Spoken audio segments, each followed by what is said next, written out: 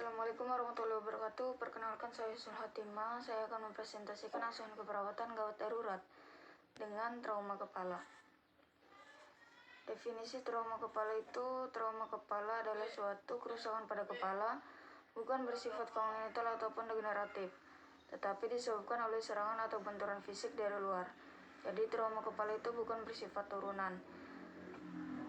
Terus yang dapat mengurangi atau mengubah kesadaran, yang mana menimbulkan kerusakan kemampuan kognitif dan fungsi fisik. Misalnya karena penurunan daya ingat ataupun kesulitan berbicara. Menurut Brain Injury Association of America tahun 2009. Penyebab atau etiologi trauma kepala itu bisa karena trauma tajam, misalnya tertembak peluru, ataupun benda tajam misalnya tertusuk. Trauma tumpul itu misalnya dipukul. Gejala-gejala yang ditimbulkan tergantung pada ringan besarnya cedera kepala. Menurut Sylvia Priest dan Lori M. Wilson tahun 2005. Gejalanya itu bisa karena kebingungan saat kejadian dan kebingungan terus menetap setelah cedera. Pusing menetap dan sakit kepala, gangguan tidur, perasaan cemas. Kesulitan berkonsentrasi, pelupa, gangguan bicara, dan masalah tingkah laku. Gejala ini dapat menetap selama beberapa hari, beberapa minggu, atau lebih lama setelah konkusio cedera otak akibat trauma ringan.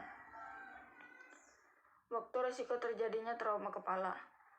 Yang pertama adalah faktor pemakai jalan. Pemakai jalan merupakan unsur yang terpenting dalam lalu lintas karena manusia sebagai pemakai jalan. Faktor pengemudi. Pengemudi yang mengkonsumsi alkohol atau obat-obatan saat mengendarai mobil atau motor, misalnya juga karena kelalaian. Faktor pejalan kaki sangat mudah mengalami cedera serius ataupun kematian jika ditabrak oleh kendaraan bermotor. Faktor kendaraan. Kecelakaan yang disebabkan faktor kendaraan yaitu kecelakaan lalu lintas karena perlengkapan penerangan, pengamanan, dan mesin kendaraan yang kurang memadai. Berikutnya adalah patofisiologi dalam bentuk diagram, bisa dilihat. Selanjutnya yaitu penata laksanaan atau obat-obatan. Yang pertama ada dexamethasone atau kalmethasone. Obat ini merupakan antiedema serebral, dosis sesuai dengan berat ringannya trauma. Terapi hiperventilasi untuk trauma kepala berat, gunanya untuk mengurangi vasodilatasi. Yang ketiga, pemberian analgetik untuk mengurangi nyeri. Berikan makanan atau cairan seperti infus dextrose 5%, aminosin, aminovel 18 jam pertama dari terjadinya kecelakaan, 2-3 hari kemudian diberikan makanan lunak. Pengobatan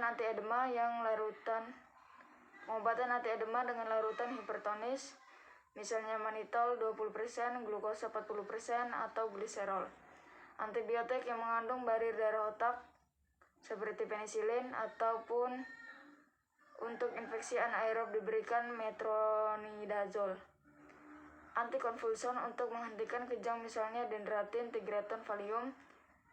Jika ada penggumpalan darah dilakukan operasi pada intes cerebral, debrimen luka, ataupun krainoplasti. Penanganan cedera kepala menurut tingkat berat cedera kepala.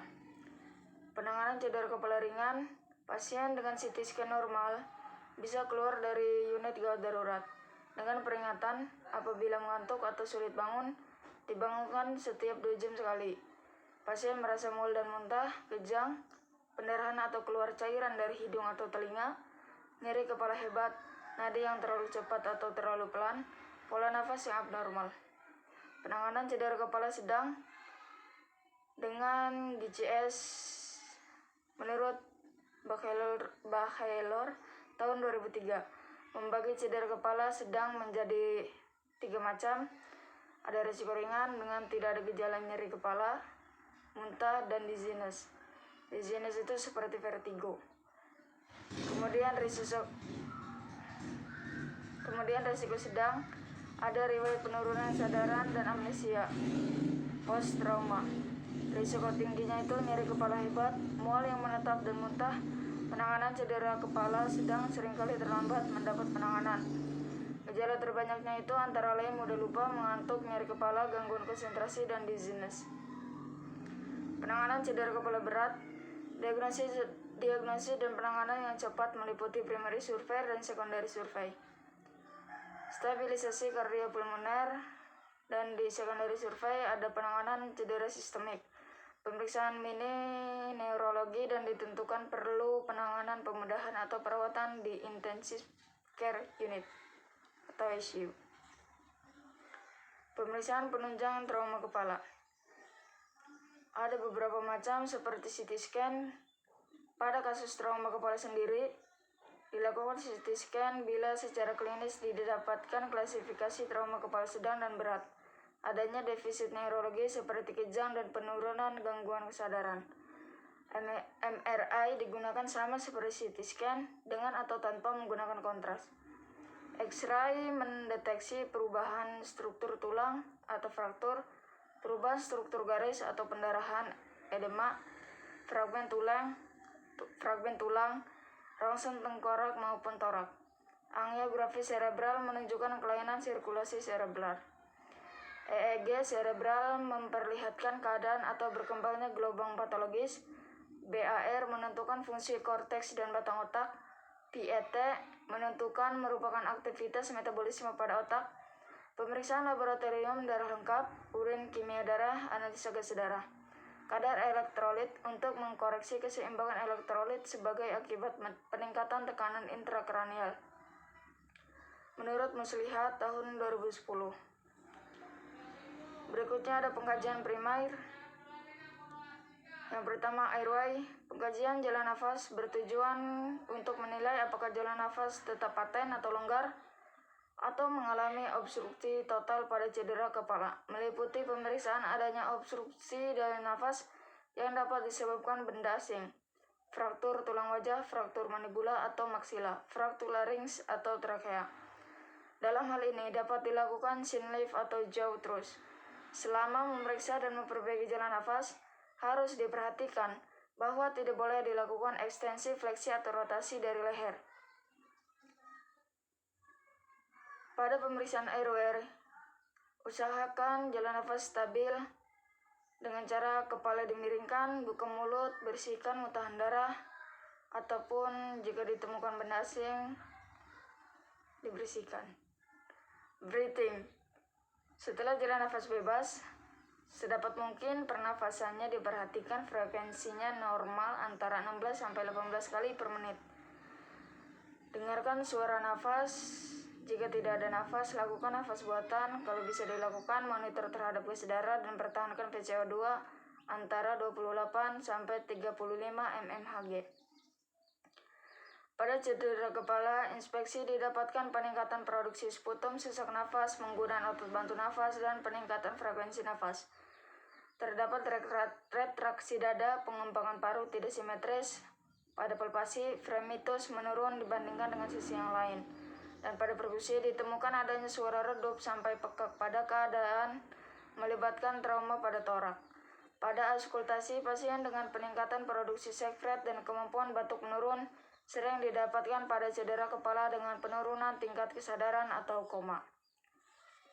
Kemudian circulation. Pengkajian sirkulasi bertujuan untuk mengetahui dan menilai kemampuan jantung dan pembuluh darah dalam memompa darah ke seluruh tubuh. Pada pasien cedera kepala berat dapat ditemukan adanya perubahan tekanan darah, nadi brakiardi, takikardi, dan aritmia. Gangguan perfusi ke otak yang ditandai penurunan kesadaran, gambaran EKG abnormal. Menurut Mutakin tahun 2008. Disability. Cedera kepala berat biasanya mengalami kelemahan otot, tampak lemas, pusing, sakit kepala, perubahan perilaku, kebingungan, penurunan fungsi kognitif, kejang-kejang, sampai penurunan kesadaran dan koma. Menurut Mutakin tahun 2011. Exposure.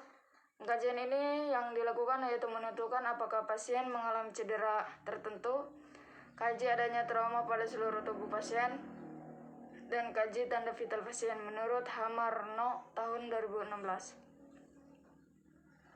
Diagnosa perawatan ada 5. Yang pertama, ketidakefektifan perfusi jaringan cerebral berhubungan dengan cedera kepala akut.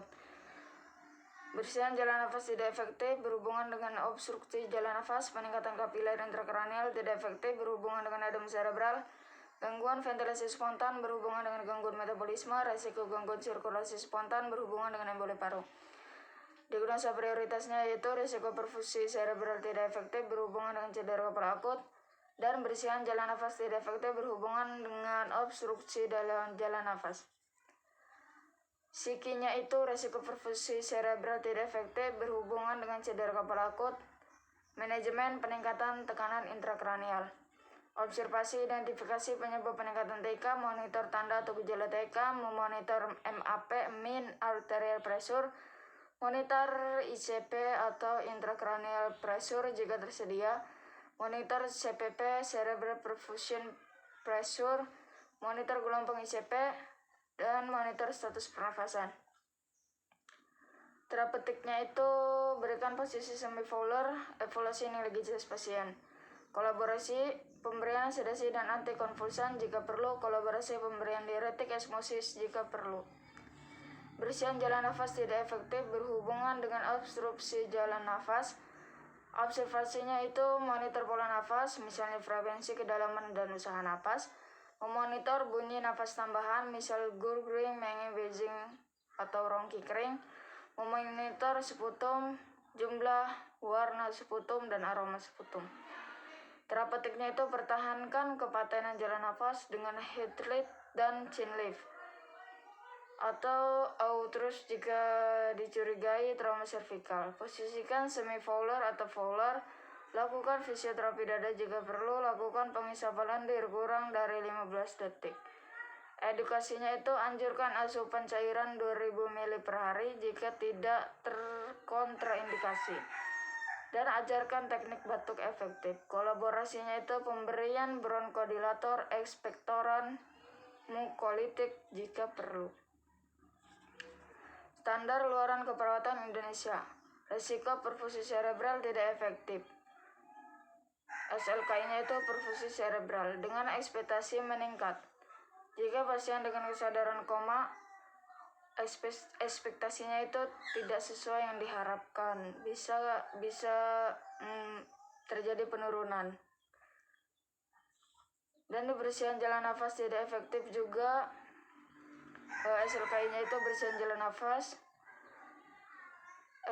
dengan ekspektasi meningkat.